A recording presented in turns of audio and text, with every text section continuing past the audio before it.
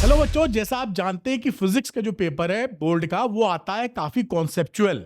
तो यहां पर मैं काफी कॉन्सेप्चुअल क्वेश्चन आपको कराने वाला हूं पूरे सिलेबस के, जिससे आपको फायदा मिले और समझ पाए कि इसका आंसर कैसे करना है। उसी पर देखिए थंबनेल बना हुआ है, तो शुरू से अंत तक पूरा वीडियो दिखेगा जैसे कोई भी चीज मिस ना हो पाए आप पे।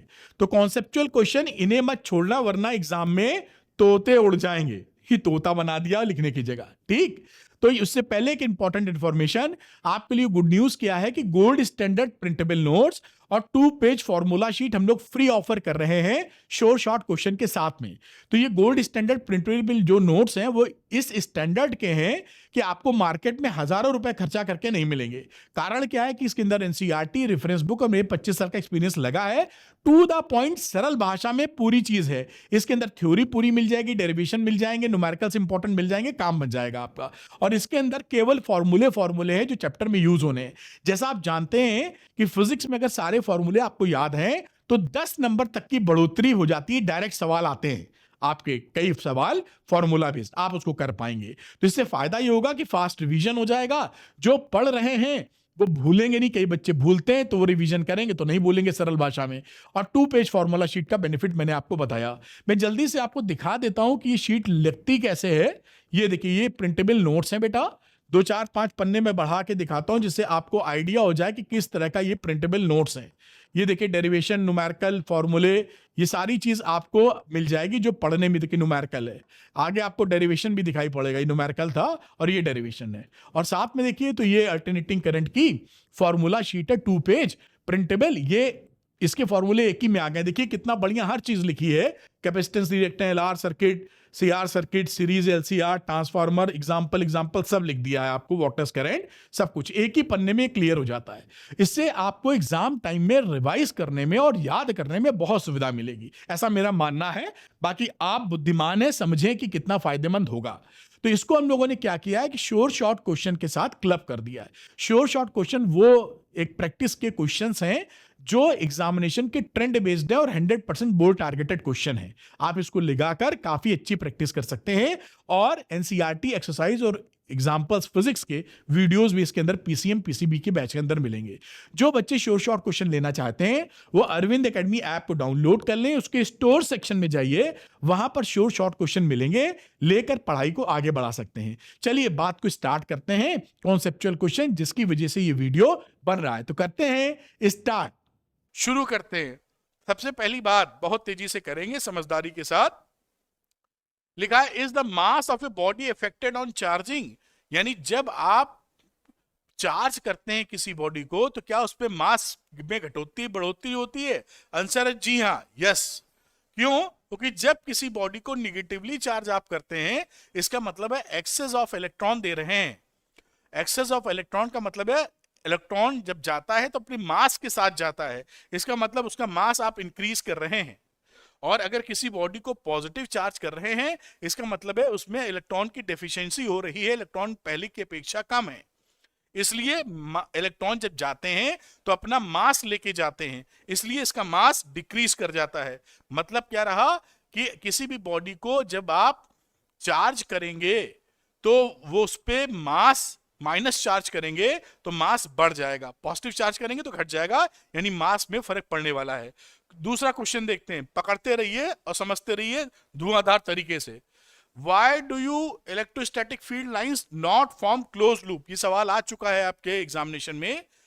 इलेक्ट्रोस्टैटिक जो फील्ड लाइंस होती हैं वो क्लोज लूप क्यों नहीं बनाती? इसके दो आप रीजन दे सकते हैं। एक तो ये कह सकते हैं कि इलेक्ट्रोस्टैटिक फील्ड एक कंजर्वेटिव फील्ड है, इसलिए ये क्लोज लूप नहीं बनाती। दूसरा आप कह सकते हैं कि electric field lines positive charge से निकलती हैं और निगेटिव चार्ज पे टर्मिनेट कर जाती हैं। तो कुछ इस तरह की व्यवस्था होती है।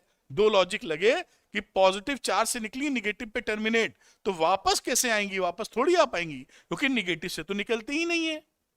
तो रीजन, एक रीजन ये है और दूसरा रीजन ये है, मैंने दोनों बताया। पहला रीजन क्या था कि पॉजिटिव चार्ज से निकलकर निगेटिव चार्ज पर खत्म हो जाती, टर्मिनेट, या ये एक कंजर्वेटिव फील्ड होती हैं, इस वजह से इसमें कोई भी क्लोज लूप फॉर्मेशन नहीं होता इलेक्ट्रोस्टैटिक फील्ड में। आते हैं अगले सवाल के ऊपर। तीसरा लिखा हुआ है कि ये भी आ चुका है आपके बोर्ड एग्जामिनेशन में, एक कंडक्टर और एक चार्ज रखा है, आपको इलेक्ट्रिक फील्ड लाइंस बनानी है कि इस चार्ज ये कंडक्टर जब पास में है तो इलेक्ट्रिक फील्ड लाइंस कैसे बनेंगी। तो इलेक्ट्रिक फील्ड लाइंस इस तरीके से इसमें बनती है, कई बार पूछा जा चुका है, यहां से जैसे बना है तो बनाने की जरूरत नहीं है, ये स्ट्रेट लाइन चलेगी, इस तरह से इलेक्ट्रिक फील्ड लाइन बनेगी। ये चार्ज कंडक्टर रखा था, ये चार्ज है और ये कंडक्टर है, तो इलेक्ट्रिक फील्ड लाइंस इस तरीके से बनेगी। इसको भी ध्यान कर लीजिएगा, ऐसे सवाल आए तो आप कर सके। इसका पीडीएफ मिल जाएगा अरविंद एकेडमी ऐप पर। सबका जो सेशंस मैं ले रहा हूं पढ़ाई वाले, उन सबका पीडीएफ अरविंद एकेडमी ऐप पे डाल रहा हूं। आप अरविंद एकेडमी ऐप पे एग्जाम स्पेशल करके एक फोल्डर है, फ्री स्टडी मटेरियल में, वहां से डाउनलोड कर सकते हैं। ये भी मैं वहां पे डाल दूंगा। कल का डेरिवेशंस का डल चुका है, एमसीक्यू का डल चुका है, ठीक है। आज सुबह का मेरे ख्याल से उसका भी डल गया है, असर्शन रीजनिंग का, कॉन्सेप्चुअल का भी डल जाएगा। तो ये सवाल आप देख पाए होंगे। नेक्स्ट क्वेश्चन आपके सामने लेके आता हूं। यहां लिखा हुआ है, is the electrostatic potential necessarily zero at a point where the electric field strength is zero. कह रहा है कि कहीं पर अगर इलेक्ट्रिक फील्ड स्ट्रेंथ जीरो है तो क्या पोटेंशियल जीरो होगा, ये जरूरी है। एग्जाम्पल भी देना है कि भाई जो आप बता रहे हैं, तो इसका आंसर आप जान रहे हैं, कहीं पर इलेक्ट्रिक फील्ड अगर जीरो है तो पोटेंशियल जीरो हो, ये जरूरी नहीं है।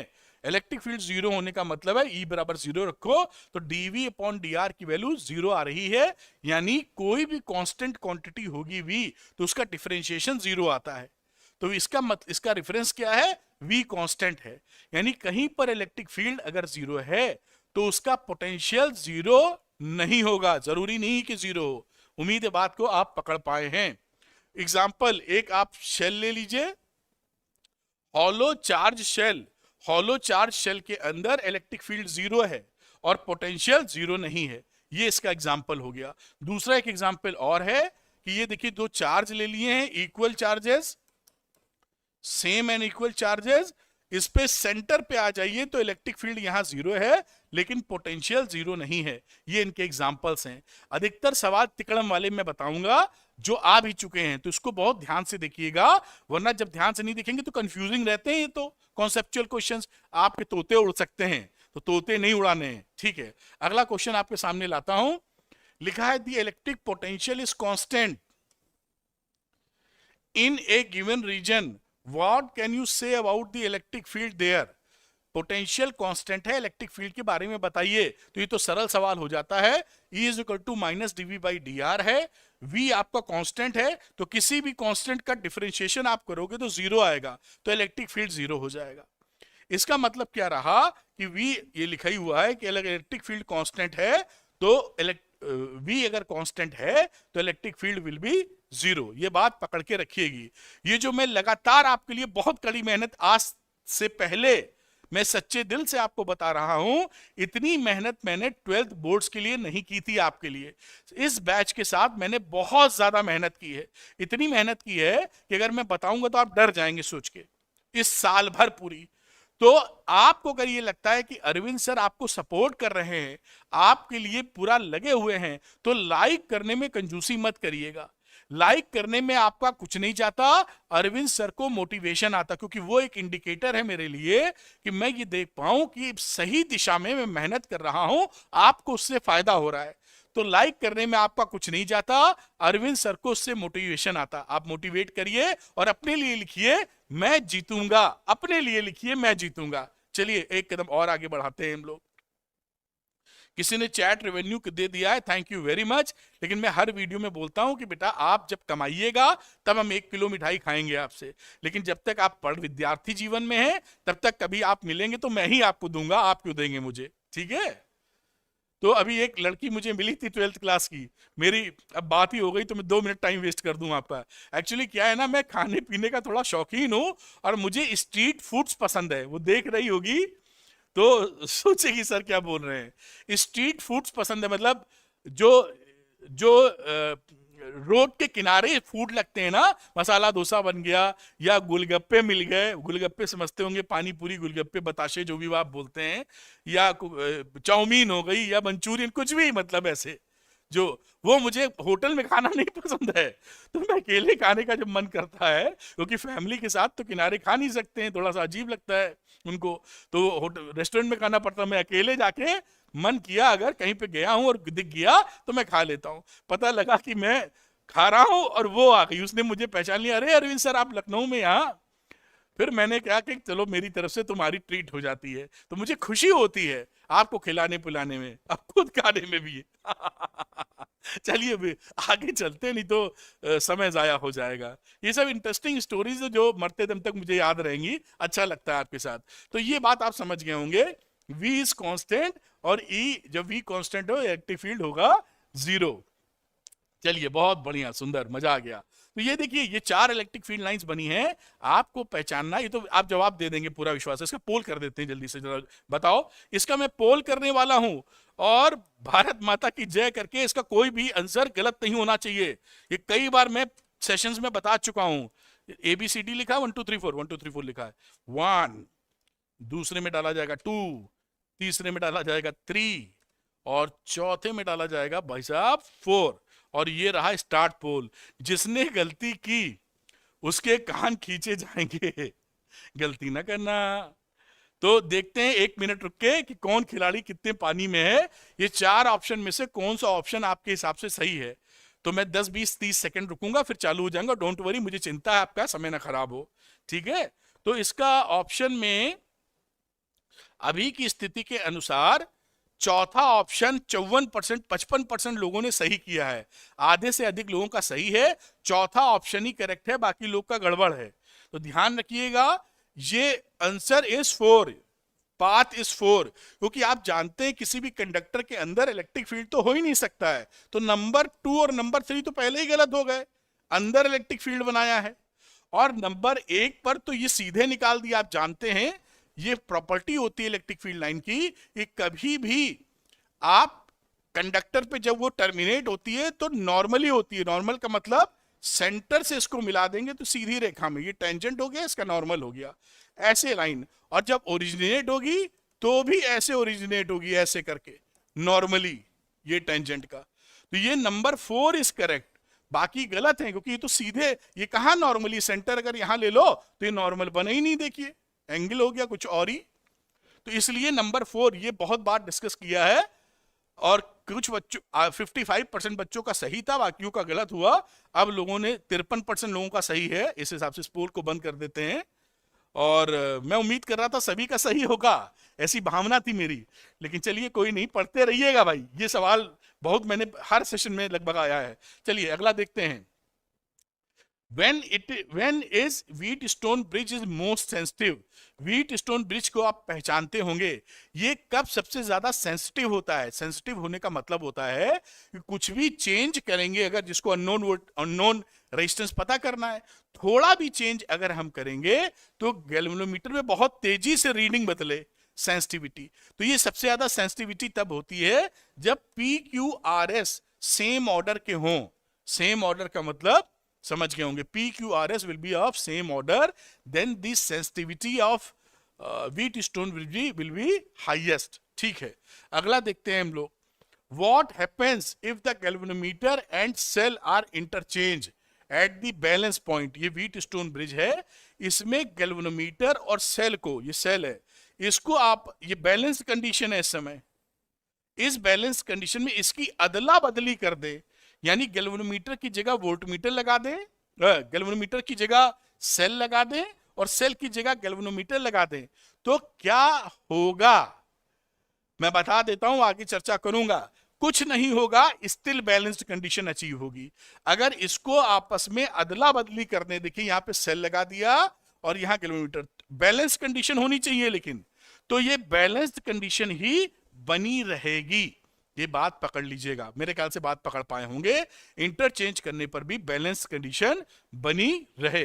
अगला, an electron moving with a velocity of 10⁷ metre पर second enters a uniform magnetic field of 1 Tesla along a direction parallel to the field। यानी ये फील्ड थी और इलेक्ट्रॉन ने भी एंट्री ऐसे ही मार दी है। What would be the trajectory in this field? बता सकेंगे? ये पूछने वाला सवाल है।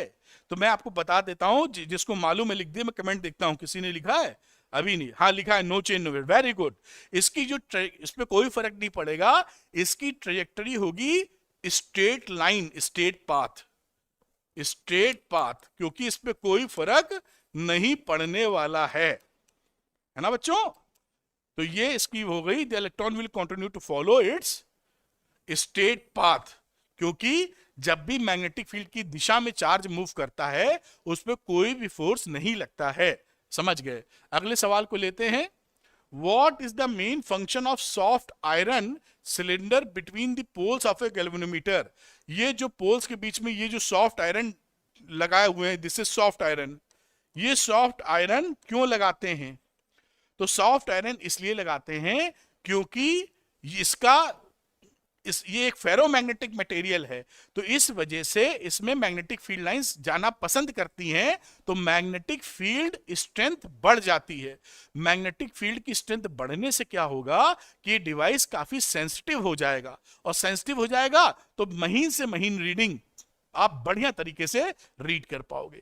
तो ये क्या करता है, स्ट्रॉन्ग मैग्नेटिक फील्ड बना देता है सेंटर पर, जो कि मदद करता है सेंसिटिविटी ऑफ गैल्वेनोमीटर बढ़ाने में। ये यहां लिखा है, मैं लिख इसलिए दे रहा हूं कि कोई बच्चा नोट्स मान लो भूल जाए, मेरी बात पकड़ ना पाए, कैसे लिखना है इंग्लिश में, वो भी समस्या रहती है। तो आप इसको देख के लिख सकते हो। समझा तो मैं रहा ही हूं, जो बच्चे अपने वर्ड्स में लिख सकते हैं बड़ी अच्छी बात, लेकिन जो मान लो नहीं लिख सकते हैं वो इनका हवाला ले लीजिए, लेकिन याद करने से पहले समझ जरूर लीजिएगा। ऐसा ना हो कि बिना समझे लिखने का प्रयास करें, कॉन्सेप्चुअल क्वेश्चन रट्टा मारने से नहीं होंगे। अगली बात करते हैं, why are poles pieces of galvanometer made concave? ये जो पोल पीसेस हैं ये कॉनकेव शेप के हैं। देखिए ये कॉनकेव शेप के क्यों बनाए गए हैं? इसलिए कॉनकेव शेप के बनाए गए हैं, देखिए कुछ आंसर आ रहा है किसी का, जिससे कि रेडियल मैग्नेटिक फील्ड बन जाए। तो यहां से आपका बन जाता है कॉनकेव से कि produce strong uniform and radial magnetic field, जिस वजह से ये कॉनकेव शेप इनका दिया जाता है। अगली बातचीत हम लोग करेंगे, how can a moving coil galvanometer be converted into ammeter? एक मूविंग कॉइल गैल्वेनोमीटर को एमीटर में कैसे कन्वर्ट करते हैं? मैं 5 सेकंड 10 सेकंड का पॉज लूंगा, कोई बच्चा जानता होगा जरूर, क्योंकि तो पढ़ते ही हैं, तो आप कमेंट करके बतावें मुझे। खैर आप कमेंट करेंगे। तो यहां पर आप क्या करते हैं, एक गैल्वेनोमीटर के पैरेलल में शंट लगा देते हैं। शंट क्या चीज होती है? Very low resistance, very low resistance. तो एक शंट लगा देते हैं पैरेलल में गैल्वेनोमीटर में, और शंट की जो वैल्यू रहती है वो रहती है IG galvanometer current upon full scale galvanometer current I minus IG into G। I होता है जो डिवाइस का रिक्वायर्ड रेंज बनानी होती है। तो ये हो गया एक गैल्वेनोमीटर को एमीटर में कैसे बदलते हैं, पैरेलल में शंट लगा के। शंट होता है वेरी लो वैल्यू रेजिस्टेंस। अब इसी तरीके से how can a moving coil galvanometer be converted into voltmeter? इसको बेटा वोल्टमीटर में कैसे कन्वर्ट करते हैं, तो ये भी आप जानते होंगे, मैं आपको याद दिला रहा हूं जैसे कोई गलती आप ना कर पाए। वोल्टमीटर को कन्वर्ट, गैल्वेनोमीटर को वोल्टमीटर को कन्वर्ट करने के लिए गैल्वेनोमीटर के सीरीज में हाई रेजिस्टेंस इन सीरीज लगा देते हैं। तो ये गैल्वेनोमीटर डिवाइस क्या बन जाती है? Voltmeter device. और ये R की वैल्यू हो गई V upon IG minus G। इस फॉर्मूले से आप R निकाल लेते हैं कि कितना रिक्वायर्ड रेजिस्टेंस हमें सीरीज में लगाना है। एक जो आइडियल, अच्छा एक सवाल पूछ रहे हैं आपसे, याद आ गया, आइडियल वोल्टमीटर का रेजिस्टेंस कितना होता है? सुबह ही पढ़ाया है। एक आइडियल वोल्टमीटर का रेजिस्टेंस कितना होता है? कमेंट करिए। पोल वो नहीं कर रहा हूं, क्या पोल वाला वो करूंगा अभी, मुद्दे का क्वेश्चन मिलेगा तो मैं उम्मीद है कई बच्चे ने, वेरी गुड प्रखर सक्सेना, कीप इट अप प्रखर जी जिंदाबाद।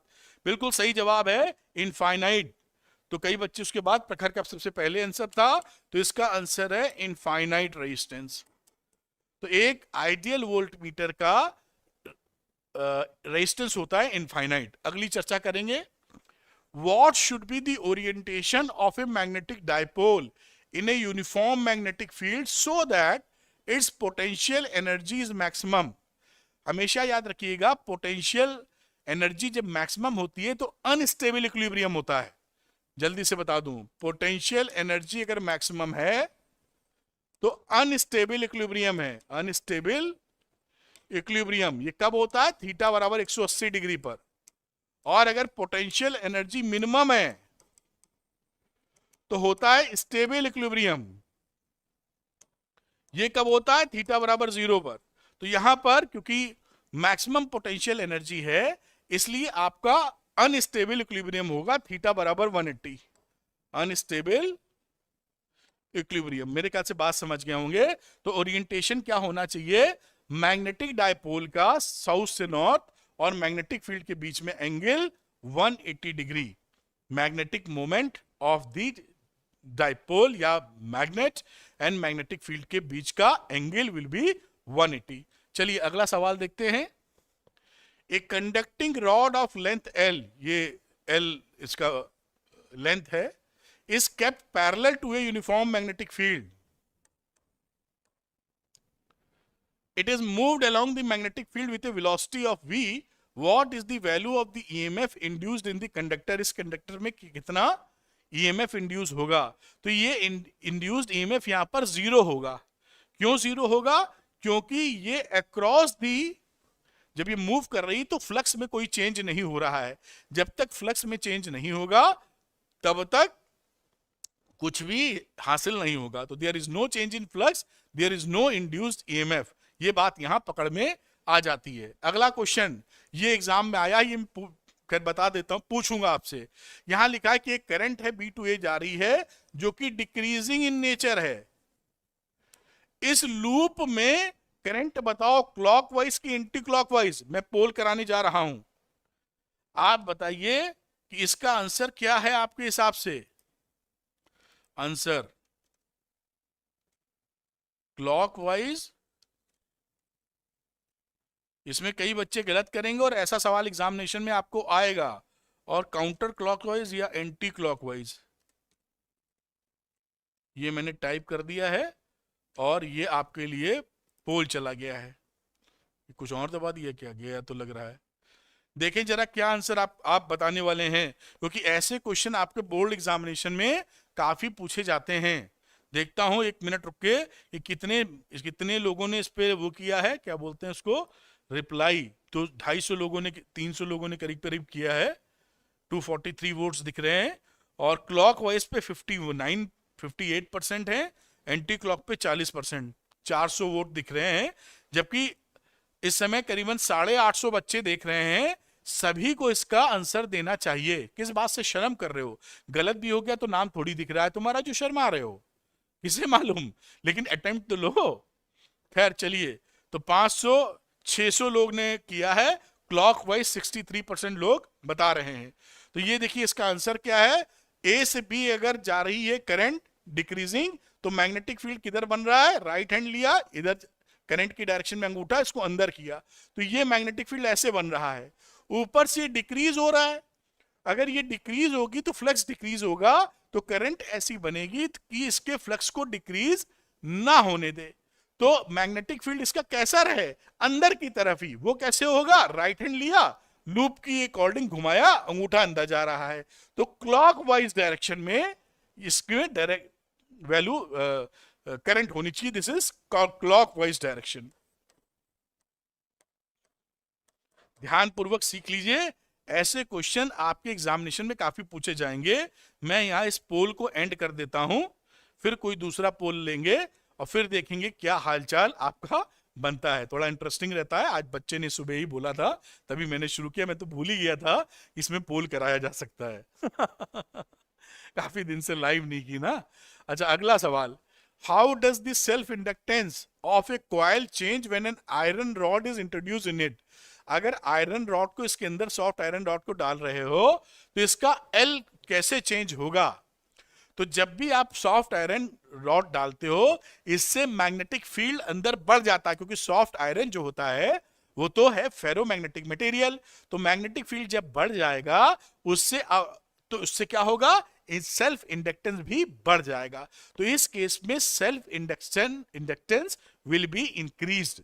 तो यहां पर वैल्यू होगी, कहीं पे लिखा होगा increased, L will be increased, L आपका बढ़ जाएगा जब आप सॉफ्ट आयरन रॉड डाल रहे हो किसी इंडक्टर के अंदर। उम्मीद है बात को जबरदस्त क्लैरिटी मिल रही होगी। अभी मैं पोल भी कराऊंगा और चैंपियन बनना है, छोड़ना नहीं अपने आप को।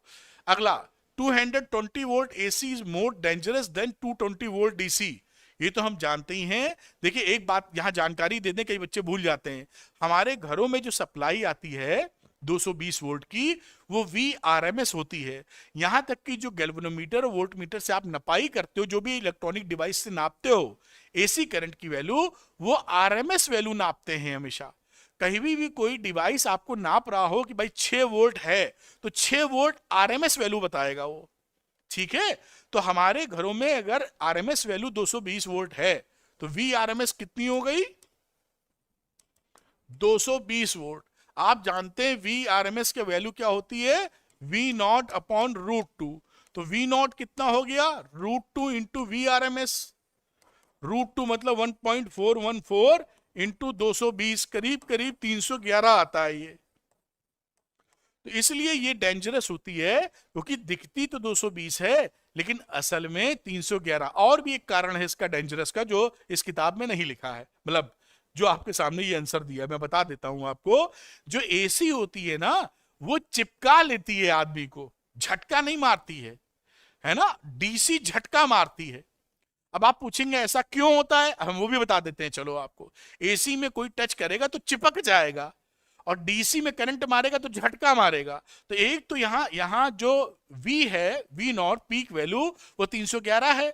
ऊपर से एसी में क्यों एसी चिपका लेती है, क्योंकि एसी में पोलैरिटी लगातार बदलती रहती है। गलती से किसी आदमी का हाथ लग गया तो पता लगा वहां पर प्लस है, और टाइम लैग की वजह से मैं माइनस हूं, जब वो माइनस तो मैं प्लस, क्योंकि प्लस माइनस लगातार बदल रही है ना, और थोड़ा सा टाइम लैग रहता है। इसलिए जब वो प्लस होता है तो मैं माइनस होता हूं, जब वो माइनस होता तो मैं प्लस, और प्लस माइनस हमेशा अट्रैक्ट करते हैं, इसलिए एसी चिपका लेती है। और डीसी में बदलाव नहीं होता है, जिस डायरेक्शन में करंट है तो वो झटका मार देती है। इसलिए एसी इज मोर डेंजरस। दो कारण हो गए, एक तो V0 की वैल्यू 311 तक चली जानी, डीसी में तो 220 है तो 220 है। दूसरी, एसी चिपका लेगी, AC will attract and DC will, आप कह दीजिए रिपल या झटका मारती है, शॉक मारती है। उम्मीद है बात पकड़ पाए होंगे, बिल्कुल आपको अंदर तक समझा दिया है। अच्छा, दूसरी बात, what is the reactance of an inductor in A DC circuit. अच्छा, ये पूछेंगे, डीसी सर्किट है, देखिए बैटरी लगी है, इस समय इसका रिएक्टेंस कितना है, एक्सेल बताओ तो जरा।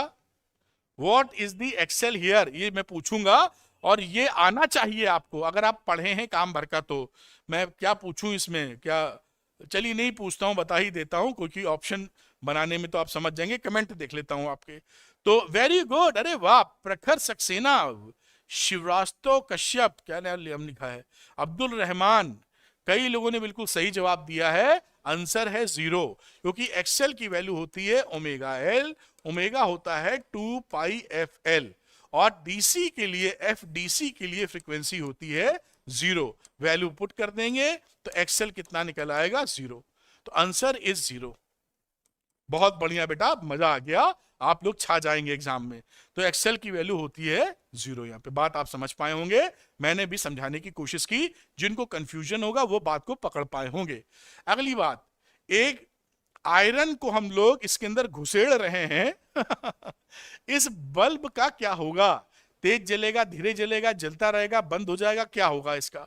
इस आयरन रॉड को इसमें घुसेड़, ये आ चुका है सवाल। Bulb will glow brightly, bulb will glow less brightly, bulb will fuse, bulb will brighten as usual, as normal, जैसे वो कर रहा था। 4 ऑप्शन हो गए। तो मैं बता देता हूं, ये सवाल आपके क्रॉस आया होगा, फिर कमेंट आ रहे होंगे। तो बच्चे लिख रहे हैं डिमर। डिमर क्यों कह रहे हैं कि जब ये आयरन रॉड डालोगे तो इसकी वजह से जो इसका एल है, L will be increased, L बढ़ने से हमारा ओमेगा एल जो होता है वो भी इंक्रीज कर जाएगा। एक्सेल अगर बढ़ गया तो अपोजिशन टू द करंट बढ़ गया, तो करंट का पोजीशन बढ़ा तो करंट कम हो गई, और करंट जब कम हो गई तो ये लेस ब्राइटली चलेगा। डिमर लिख देना चाहिए, हटेता नहीं, पावर पॉइंट है ना ये, तो ये डिमर कर देते हैं, डिमर। तो यहां पर, अरे इसी के ऊपर लिख दिया तो हटाना ही पड़ेगा, मजबूरी है, तो इसको मैं हटा देता हूं ऐसे ऐसे, और आप समझ ही गए थे मेरी बात, फिर से लिख दूंगा, कोई जल्दीबाजी नहीं है, पढ़ाई की बात चल रही है। एल है और ये एक्सएल है, एक्सएल हमारा क्या हो गया था, बढ़ गया था, और जिससे करंट घट गई थी तो बल्ब जल रहा है डिमर। उम्मीद है बात को आप पकड़ पाए होंगे, कई बच्चों ने तो शानदार जवाब दिया था, बिल्कुल सही। अगला सवाल आपके सामने पेश है, डैमर नहीं डिमर, DAMER लिख रहे हैं, डैमर थोड़ी होता है, डिम, DIM, डिम, टिमटिमा गया। What is the displacement current due to, displacement current किसकी वजह से होती है, तो डिस्प्लेसमेंट करंट होती है ये change in flux of electric flux की वजह से। तो इलेक्ट्रिक फ्लक्स में जब तक चेंज होगा तब तक डिस्प्लेसमेंट करंट मिलेगी, या इलेक्ट्रिक फील्ड में, अगर इलेक्ट्रिक फील्ड में होने वाला चेंज बंद हो गया तो किसी भी तरह का आपको ID का वैल्यू, मतलब डिस्प्लेसमेंट करंट नहीं मिलेगी। उम्मीद है आप ये समझ पाए हैं। चलते हैं एक कदम और आगे। An electromagnetic wave consist of oscillating electric and magnetic fields, what is the phase relation between these oscillations, electric field and magnetic field जो ऑक्सिलेट करते हैं इलेक्ट्रोमैग्नेटिक वेव्स में, उनमें फेज रिलेशन कैसा होता है। इसका जवाब आप में से कई बच्चों ने दिया होगा, मैं देख लेता हूं फिर आपको जवाब देता हूं। तो यहां पर कई बच्चे लिख रहे हैं 90, कुछ ने लिखा है 0। भाई साहब फेज सेम होता है, यानी phase difference 0, phase same phase, ध्यान रखिएगा, आप 0 और 90 नहीं लिखेंगे, सेम फेज लिखेंगे। फेज डिफरेंस पूछा है क्या, what is the phase relationship, तो फेज रिलेशनशिप होती है same phase. Electric field and magnetic field की वेक्टर के बीच में फेज कितना होगा, सेम।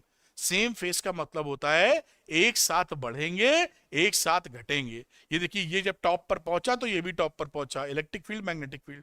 जब इलेक्ट्रिक फील्ड 0 तो मैग्नेटिक फील्ड 0, जब इलेक्ट्रिक फील्ड मिनिमम तो मैग्नेटिक फील्ड उधर मिनिमम माइनस में। तो ये साथ साथ बढ़ते हैं साथ साथ घटते हैं, इंग्लिश में बोलते हैं दे आर इन हार्मोनी। तो हार्मोनी का मतलब होता है हिंदी भाषा में, हार्मोनी का मतलब खुशहाली। तो ये कहानी हो गई, सेम फेज में रहते हैं। उम्मीद है समझ पाए होंगे, 0 90 नहीं लिखना है। अच्छा सवाल तो इधर ही है, एक कॉनकेव मिरर, अच्छा ये पूछेंगे आपसे, जवाब दो। लिखा एक concave mirror is held in water, एक कॉनकेव मिरर को पानी में रख दिया है, इसका फोकल लेंथ पहले f था, पानी में डालने के बाद फोकल लेंथ घटेगा कि बढ़ेगा, इसका फोकल लेंथ घटेगा। इसमें गलती करेंगे, मैं इसका वो करता हूं पोल, क्योंकि मुझे उम्मीद है कि इसमें कई बच्चे गलती कर सकते हैं। तो इंक्रीज, दूसरा हो गया डिक्रीज, तीसरा हो गया नो चेंज, चौथा हो गया आई डोंट नो, ID के। ये है आपका आंसर। तो जरा इसका पोल करके बतावें कि आपके हिसाब से क्या बनता है, देखना चाहता हूं मैं। कई बच्चे सही देंगे लेकिन अधिकतरों का सवाल गलत हो सकता है। क्यों गलत हो सकता है ये भी हम बताएंगे आपको, है ना। तो चलिए देखते हैं कुछ कमेंट आए कि नहीं आए इस पे। देखें तो कितने लोगों ने पोल किया है, करीबन 300 लोगों ने, 350 लोगों ने पोल किया है, और नो चेंज को 80%, 76% लोग, 80% लोग के आसपास बोल रहे हैं, सही बोल रहे हैं, वेरी गुड। देखिए क्या होता है कि जब लेंस को आप डालते हैं पानी में, लेंस को अगर पानी में डालेंगे तो इसका फोकल लेंथ चेंज हो जाता है रिफ्रैक्शन में, लेकिन ये जो मिरर होते हैं इनका फोकल लेंथ मटेरियल पर डिपेंड नहीं करता कि किस मटेरियल में डाले गए हैं, मीडियम पे डिपेंड नहीं करता है। तो इसका फोकल लेंथ नो चेंज, कोई भी चेंज नहीं होगा फोकल लेंथ पे। ठीक है, मेरे ख्याल से बात पकड़ पाए, अच्छी बात थी। इस पोल को मुझे एंड कर देना चाहिए, कर देंगे। चलिए अभी अगला देखिए, does critical angle depend on colour of light, explain. क्या critical angle colour of light पे डिपेंड करता है, बतावें। आप एक रिलेशनशिप जानते, आपको हिंट के तौर पे रिलेशनशिप दे रहे हैं, ये म्यू होता है 1/, साइन सी, ये तो फॉर्मूला जानते ही हो ना, इसके हिसाब से क्या आप बता पाओगे कि जो क्रिटिकल एंगल है यानी सी, क्या क्या कलर ऑफ लाइट पर डिपेंड करता है? तो इसका आंसर है हाँ जी, बिल्कुल सही, नो नहीं, यस करता है, यस यस। देखिए कई बच्चे गलत जवाब दे रहे हैं, करता है क्योंकि आप जानते हैं कि mu is equal to 1/sin c होता है। क्या आप लिख दीजिए sin c 1/म्यू, और जो म्यू होता है ब्लू कलर का वो होता है बेटा बड़ा म्यू आर से। रिफ्रैक्टिव इंडेक्स जो होता है वो लेमडा के प्रोपोर्शनल होता है 1/लेमडा के। तो म्यू बी और म्यू आर बड़ा है, इसलिए जो क्रिटिकल एंगल होगा आईसी लिख देते हैं बी का, वो छोटा हो जाएगा आई आर से। ये क्रिटिकल एंगल ही है, सी ही है ये, तो ये डिपेंड करेगा। तो अगर ये बदलेगा आई बी आई आर, सी बदलेगा तो म्यू भी बदलेगा। और ऐसे ही सोचो तो यहीं से देख लीजिए, म्यू डिपेंड करता है 1/r पे प्रोपोर्शनली, इनवर्सली। तो इस तरीके से हालचाल हो जाते हैं, डिपेंड करता है। आंसर यस है, यस। जो बच्चे गलती किए हैं सुधार लीजिएगा, जैसे एग्जामिनेशन में कुछ आए तो उसका जवाब आप दे सकें। चलिए अगला देखते हैं हम लोग। कॉन्केव लेंस ऑफ, एग्जाम में आ चुका है, concave lens of refractive index 1.5 immerse in a medium, ये 1.5 है मीडियम में, और मीडियम का रिफ्रैक्टिव इंडेक्स है 1.65। What is the nature of the lens? इस समय लेंस का नेचर क्या है बताइए। देखते हैं क्या क्या जवाब देने वाले हैं। हाँ वो तुम सही कह रहे हो, लेमडा स्क्वायर, लेकिन 1/लेमडा सोच लीजिए, वरना कॉशी इक्वेशन होती है वो लिखी जाती है, वो मैं नहीं लिख रहा हूं डिटेल में। आप ऐसा समझ लीजिए कि लेमडा के प्रोपोर्शनल होता है इनवर्सली, यानी कि μ1/μ2, पीछे वाले सवाल का जिक्र कर रहा हूं, और ये हो जाता है वैल्यू लेमडा 2/लेमडा 1 का। ऐसे चलता है, ये समझ लीजिए आप, जो फॉर्मूला लगाना होगा तो। हाँ जी, तो यहां पर ये बोल रहे हैं कन्वर्जिंग, और ये बात इनकी सही है, जब भी बाहर का मीडियम का रिफ्रैक्टिव इंडेक्स इस लेंस के मीडियम से बड़ा हो जाएगा, इसका नेचर पलट जाता है। तो इस समय ये कॉन्केव लेंस है, डाइवर्जिंग, तो ये हो जाएगा अब कन्वर्जिंग या कॉन्वेक्स लेंस, क्योंकि बाहर का मीडियम का रिफ्रैक्टिव इंडेक्स जो है, जो कि 1.65 है, ये ग्रेटर है 1.5 से, इसलिए बदल जाएगा। अगर ये लेसर होता तो ये कॉन्केव लेंस का कॉन्केव लेंस रहता, और अगर सेम हो जाता, अगर ये रिफ्रैक्टिव इंडेक्स सेम होता तो क्या होता बताओ। अगर यहां पे इसका भी 1.5 है और बाहर जो आपने मटेरियल भरा है इसका भी 1.5 है, तो क्या होता है इस लेंस का, कैसा बिहेव करता है ये इस समय बताओ। इस समय ये क्वेश्चन एक बना दिया हमने, किस तरीके से बिहेव करता, देखते हैं क्या आंसर कर रहे हैं आप। आपका दिमाग हिला दूंगा मैं अरे वाह, प्रखर सक्सेना तो बड़ा बढ़िया हमारी टाइप का है, लिख रहा गायब हो जाएगा। वेरी गुड, मजा आ गया, बहुत बढ़िया, गायब हो जाएगा, हम भी यही लिखेंगे गायब हमारी भी लैंग्वेज, क्योंकि मैं लखनऊ का हूं तो लैंग्वेज यहाँ ऐसे ही चलती है, मेरे मुंह से यही निकलता गायब। तो ये गायब हो जाएगा, कहने का ये मतलब है रेक्टेंगुलर स्लैब हो जाएगा, इनविजिबल, इंग्लिश में बोलोगे इनविजिबल हो जाएगा। ठीक, चलिए आगे की बातचीत करते हैं। Invisible is the correct scientific answer. Exam में गायब हो जाएगा मत लिखना, इनविजिबल लिखना अच्छा भाई, what type of lens is in air bubble inside water? ये एयर बबल है, ये किस तरह का लेंस है और क्यों है, ये भी आ चुका है बोर्ड में। ये जो बबल है पानी के अंदर, पानी मतलब हवा का बुलबुला, सही है ना, हाँ हवा का बुलबुला, वो पानी के अंदर है, तो ये कैसे लेंस की तरह बिहेव करेगा। तो देखते हैं क्या बच्चे लिख रहे हैं। कई लिख रहे हैं इनविजिबल, कई लिख रहे हैं कॉन्केव, कई लिख रहे हैं डाइवर्जिंग, डिसअपियर कई लिख रहे हैं। अरे डिसअपियर कहाँ हो जाता है यार, बुलबुला दिखता है। तो ये जो होगा ये कॉन्केव लेंस की तरह बिहेव करेगा। यहां पर रिफ्रैक्टिव इंडेक्स वाटर का ये म्यू डब्ल्यू है, और म्यू एयर से ज्यादा होगा, तो ये क्या करेगा, नॉर्मल की तरफ अवे जाएगा यानी डाइवर्ज होगा, तो ये डाइवर्जिंग लेंस होगा, इसलिए कॉनकेव लेंस है। ये डेंसर मीडियम है, ये रेरर मीडियम है, तो डेंसर से रेरर मीडियम में जब कोई चीज जाती है तो नॉर्मल से अवे जाती है यानी डाइवर्ज कर जाती है, इसलिए ये डाइवर्जिंग लेंस की तरह बिहेव करेगा। गलती मत करना कि इनविजिबल हो जाएगा, इनविजिबल नहीं होता है, बुलबुले दिखते हैं। सुबह बनाते हो चाय ना, या मम्मी बनाती देखो तो बुलबुला उठता हुआ दिखता है ना गुड़ गुड़ गुड़ गुड़ ऊपर, तो गायब नहीं होता है वो। खैर वो तो दिखता है, और गर्म ना भी करें तो भी दिखेगा आपको। Out of blue and red light which is deviated more by A prism, ये तो आंसर अभी हमने बताया था आपको। ब्लू लाइट और रेड लाइट में कौन सी ज्यादा डिविएट होगी, ये एक प्रिज्म है, प्रिज्म पे आपने रेड कलर की लाइट डाली, ब्लू, ये डेल्टा किसके लिए ज्यादा आएगा। वैसे भी आप जानते होंगे, बचपन से पढ़ रखा है काफी सालों से, कि व्हाइट लाइट अगर डालते हैं डायग्राम, तो ये यहां पर ऐसे कुछ डिस्पर्शन सा हो जाता है, और यहां जो स्पेक्ट्रम मिलता है वो विबग्योर मिलता है ऐसे।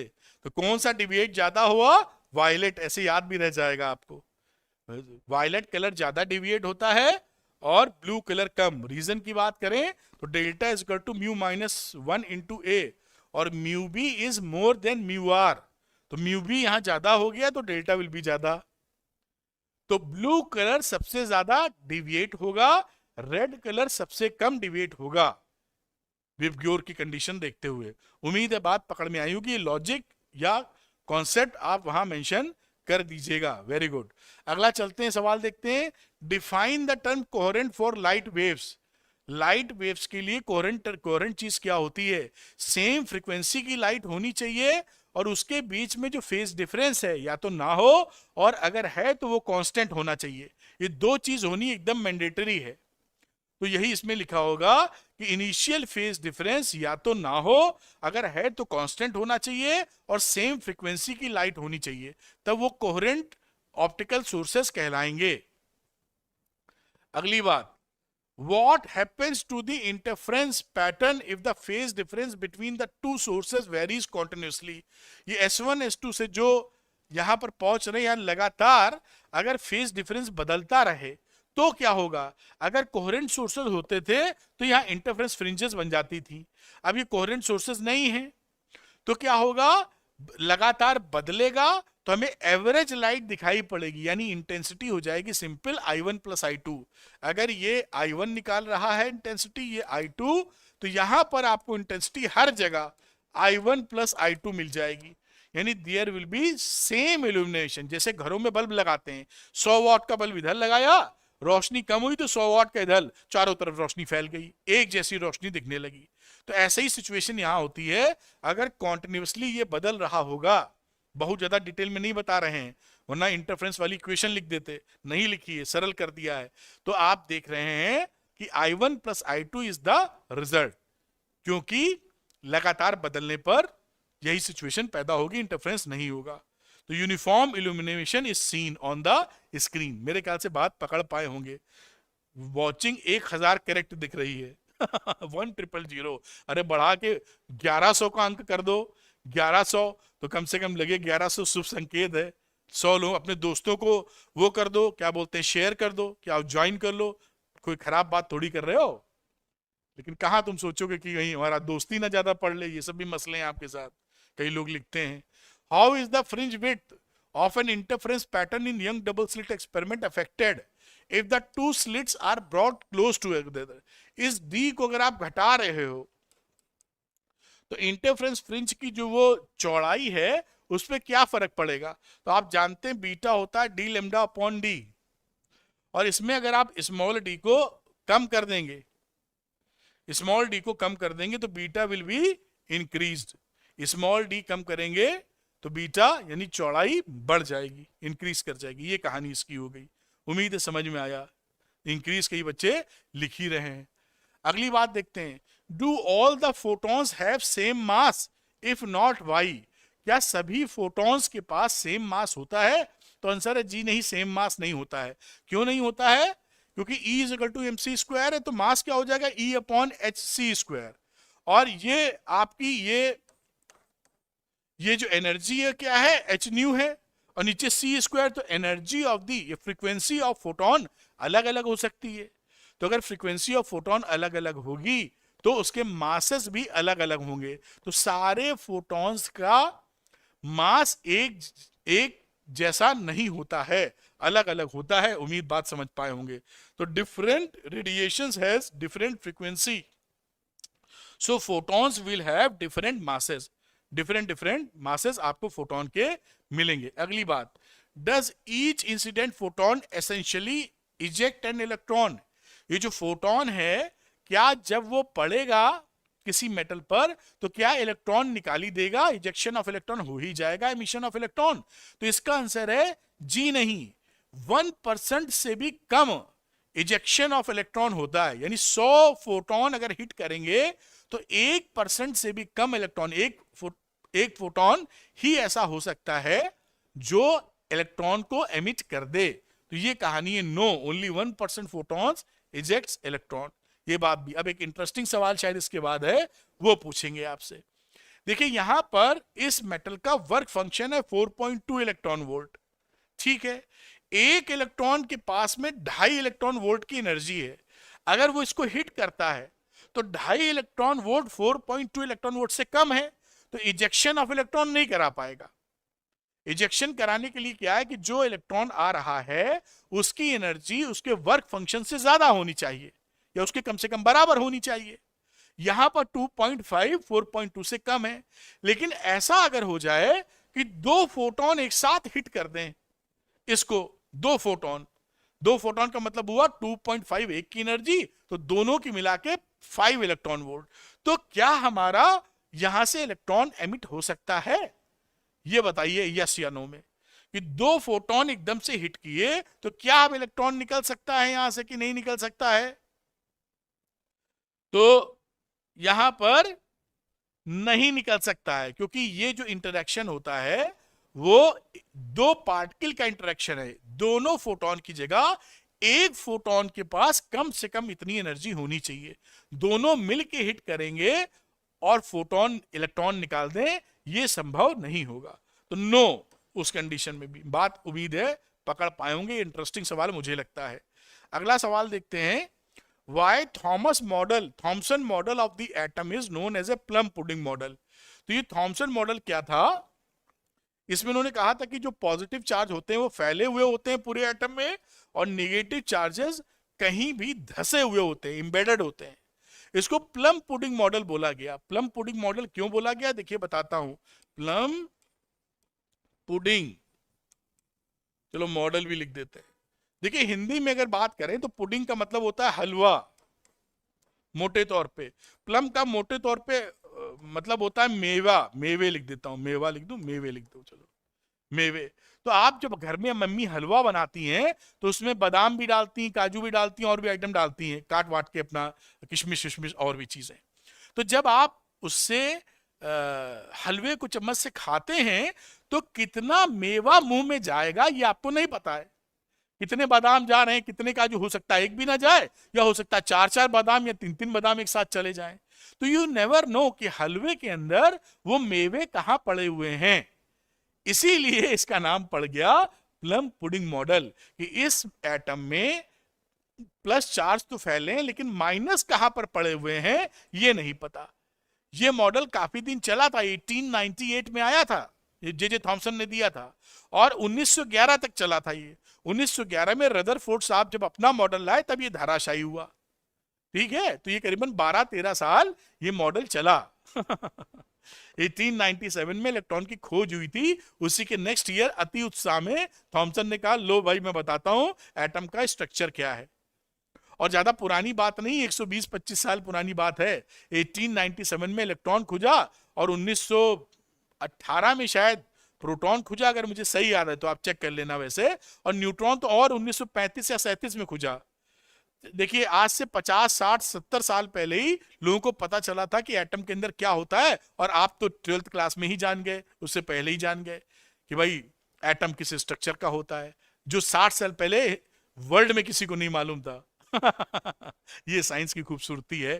खैर आप समझ पाए होंगे। अगला चीज पकड़ते हैं। Why do we use a very thin gold foil in Rutherford alpha particle scattering experiment?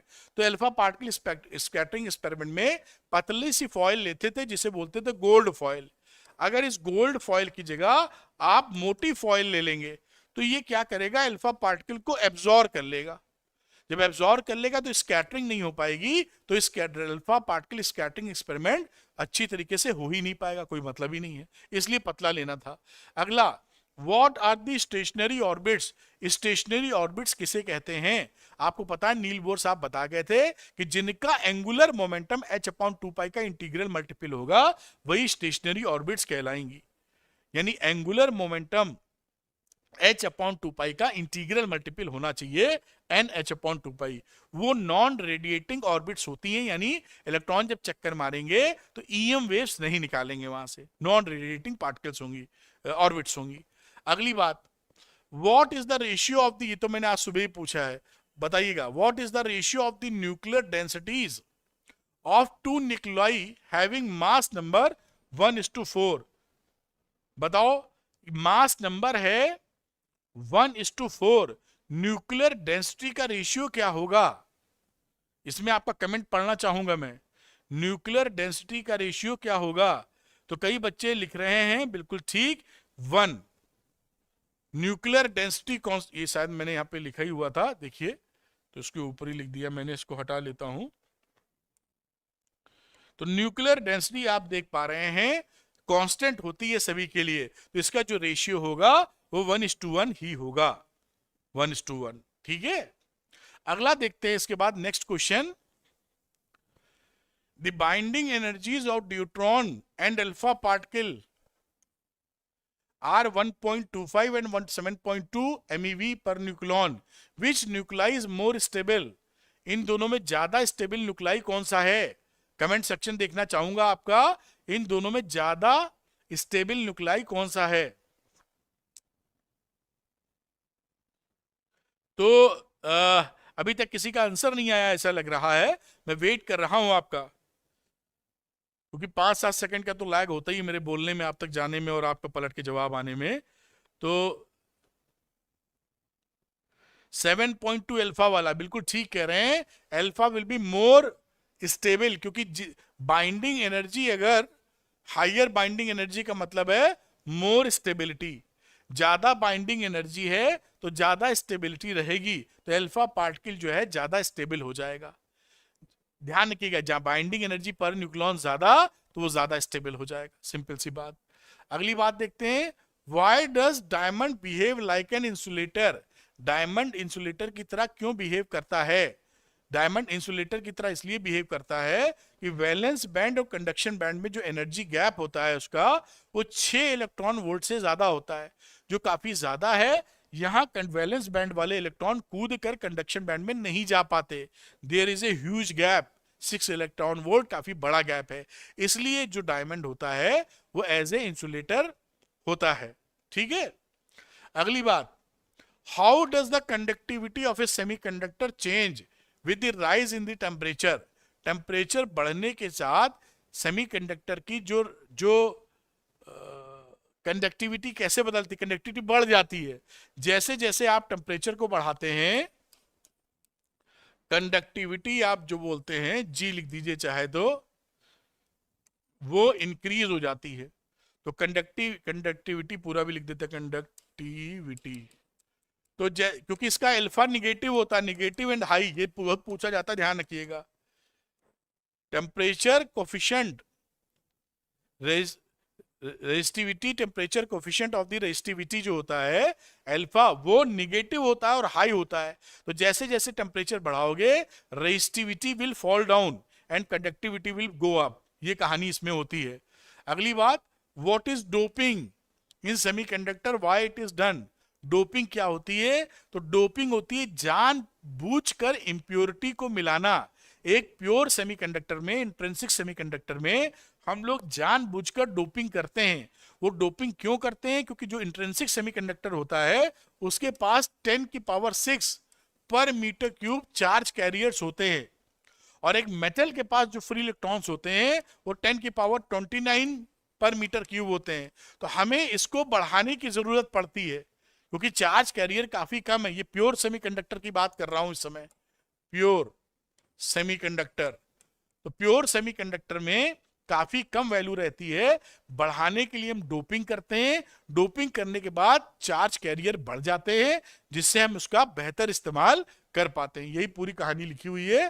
To increase the conductivity of a semiconductor, charge carrier बढ़ाकर कंडक्टिविटी इंक्रीज करने की चेष्टा रहती है। ठीक है, अगली बात और करते हैं।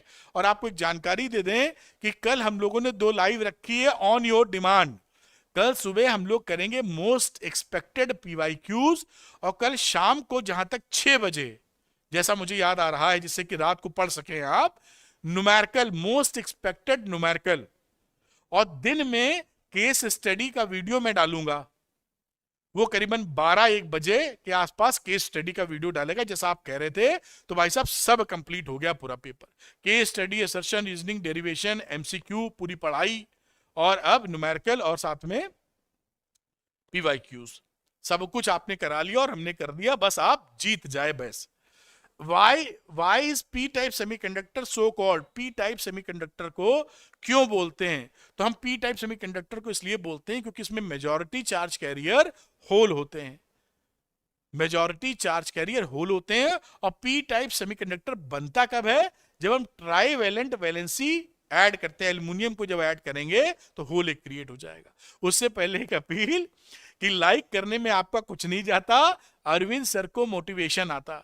लाइक, क्योंकि ये जो टूल है लाइक्स का, ये एक इंडिकेटर है अपने लिए कि जो मैं पढ़ा रहा हूं वो आप तक पहुंच रहा है कि नहीं। अगर पहुंचेगा आप खुश होंगे तो लाइक करेंगे, वरना नहीं करेंगे लाइक, या डिसलाइक करेंगे, जो भी है।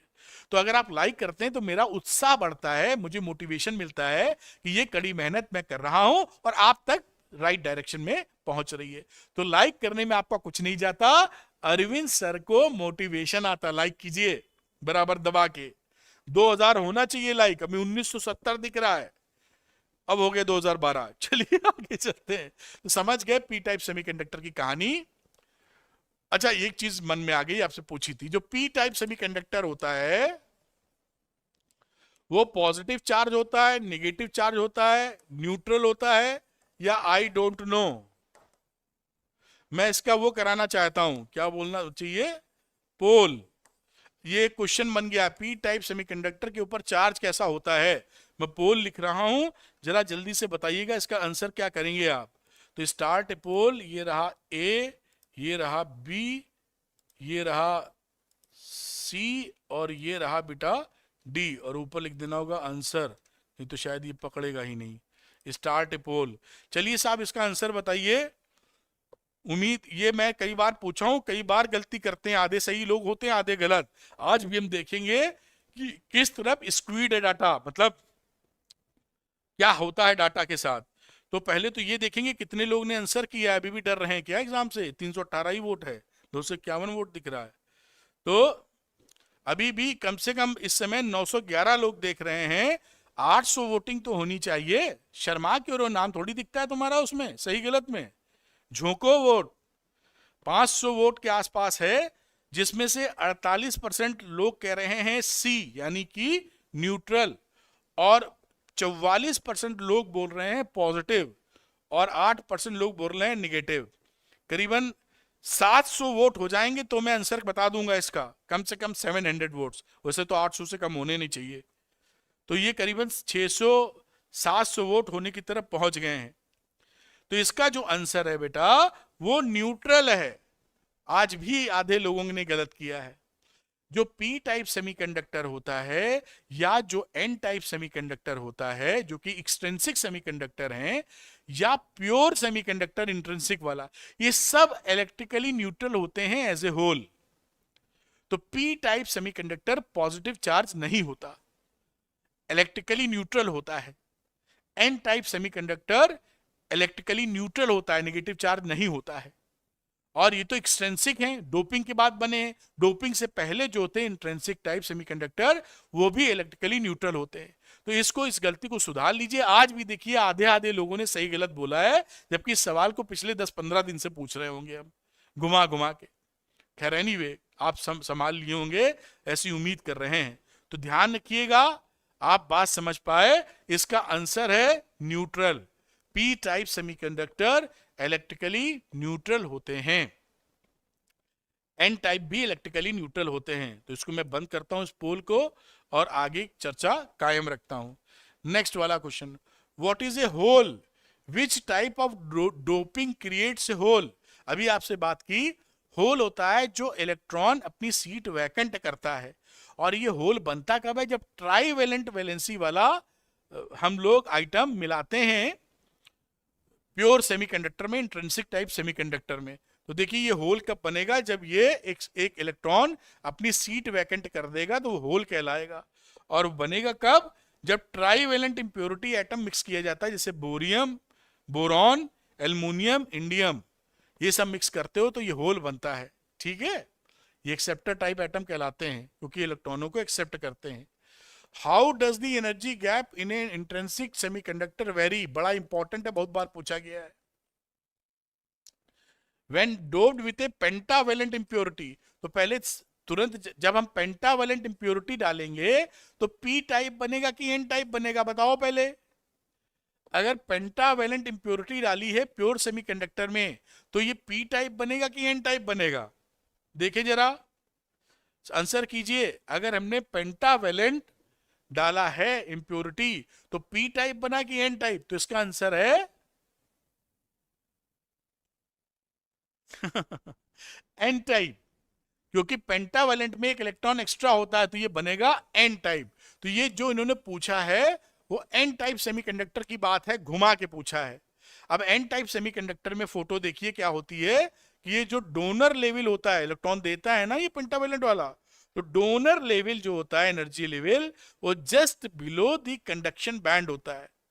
कंडक्शन बैंड का जो निचला एनर्जी लेवल है उससे जस्ट बिलो, ये जस्ट बिलो कितना, ये भी ये फिगर भी आपको याद रखनी है, 0.01 इलेक्ट्रॉन वोल्ट, ये फिगर भी आपको याद रखनी है। इतना एनर्जी लेवल कम होता है, ये नया एनर्जी लेवल बनता है। ये जो एनर्जी लेवल डोनर के या एक्सेप्टर आयन के आते हैं, ध्यान रखिएगा ये एक्सट्रिंसिक में ही आते हैं, इंट्रिंसिक में कोई भी बीच का एनर्जी लेवल नहीं होता है। उम्मीद है बात पकड़ में आई होगी। तो बच्चों, वीडियो खत्म करने से पहले आपको एक बार याद दिला दूं गुड न्यूज के तौर पर कि श्योर शॉर्ट क्वेश्चन के साथ हम लोगों ने फ्री में ऑफर कर रहे हैं गोल्ड स्टैंडर्ड प्रिंटेबल नोट्स। ये ऐसे नोट्स हैं कि मार्केट में आपको नहीं मिलेंगे हजारों रुपए खर्चा करके भी, क्योंकि एनसीईआरटी रेफरेंस बुक और मेरे एक्सपीरियंस के द्वारा ये बनाए गए हैं, बहुत सरल भाषा में, टू द पॉइंट। साथ में आपको 2 पेज की फ्री फॉर्मूला शीट मिलेगी जो मैंने हैंड रिटन की है, मैं दर्शन कराऊंगा। फॉर्मूले याद करने बड़े इंपॉर्टेंट है, सारे फॉर्मूले याद होंगे तो 10 से 12 नंबर के सवाल डायरेक्ट आते हैं जो आप कर पाएंगे।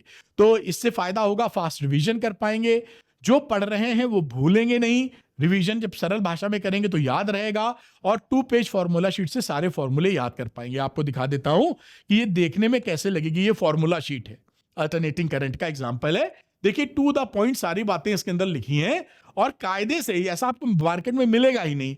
ये फेजर डायग्राम, वेव फॉर्म सब बना हुआ है। देखिए सीरीज एलसीआर सर्किट, ये सब चीजें आगे बनी। ये देखिए 1 पेज में यहां पर खत्म हो गई, 2 पेज तक गया ही नहीं है, बाकी सब कुछ क्लियर है। यहां पर ट्रांसफार्मर वगैरह सब है।